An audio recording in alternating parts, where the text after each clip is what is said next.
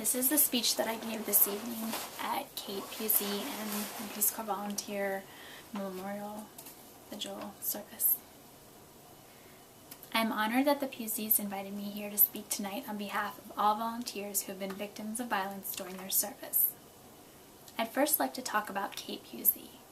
I have never met Kate, but I believe I know Kate.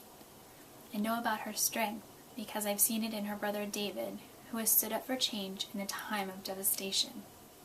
I know about her courage because I've experienced it through her parents, who have overcome tremendous obstacles to keep Kate's story alive. I know about her love and kindness as I have experienced it while grieving with her mother Lois for one another. And I know Kate's spirit because I can feel it here, where despite the pain and misfortune, those who love Kate have gathered together hoping for change and believing that change is possible. So while I never had the opportunity to meet Kate, I feel like I know her, and I feel her loss, and that loss is tremendous. The Puzey family, in its generosity, has decided to share this event with all Peace Corps volunteers who were victims of violence during their service, as I was while serving in Bangladesh.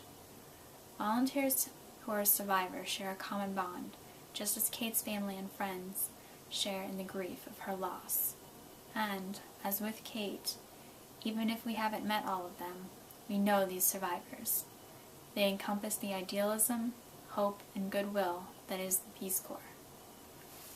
They are those around us who are constantly putting others before themselves.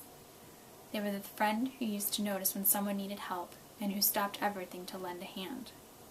They were the optimists who sat next to us in a class, whose ideas were always full of hope and enthusiasm.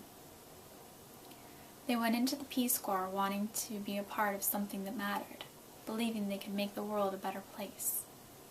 They are also the ones who still believe in the promise and ideals of the Peace Corps, even though it may have failed to help them when they needed it most.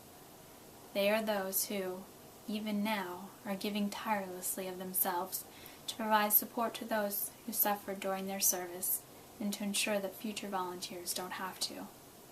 They speak out, advocate, provide support, and share their own personal stories with the world to bring attention to an important matter. We know these people. They are the best of us. And so we know the terrible tragedy that occurs when spirits so pure are shattered. Yet they are survivors. We are all survivors. Their tragedy is unthinkable, and everyone ultimately shares their loss. Their stories demand and deserve change. Maya Angelou once said, "History, despite its wrenching pain, cannot be unlived, but, if faced with courage, need not be lived again." I may not have met Kate, but her courage to stand up for those without a voice inspires me. I may not have met all of the thousands of volunteers, survivors, but I know them through this common experience. America knows them. The Congress is getting to know them. And soon, I think the Peace Corps will know them and hear them as well. The Peace Corps has already begun to implement changes, and I applaud their first steps in taking action on such an important issue. I am optimistic that this new leadership will continue to work hard on making the necessary changes to protect and provide for victimized volunteers during and after their service. I am hopeful that they will make every effort possible so that future volunteers do not have to face the trauma that I experienced, or the great loss that the Puzey family bears. I fully support the Peace Corps and would like to see them working with Congress to create a safer, stronger Peace Corps for all volunteers. But tonight, I want us to focus on remembering and honoring Peace Corps volunteers who are survivors of violence. Too often survivors feel forgotten as the trauma follows them not just for one day, but may haunt them for the rest of their lives. Tonight is a time to honor these volunteers who have never had an opportunity to be acknowledged or honored in this public way before.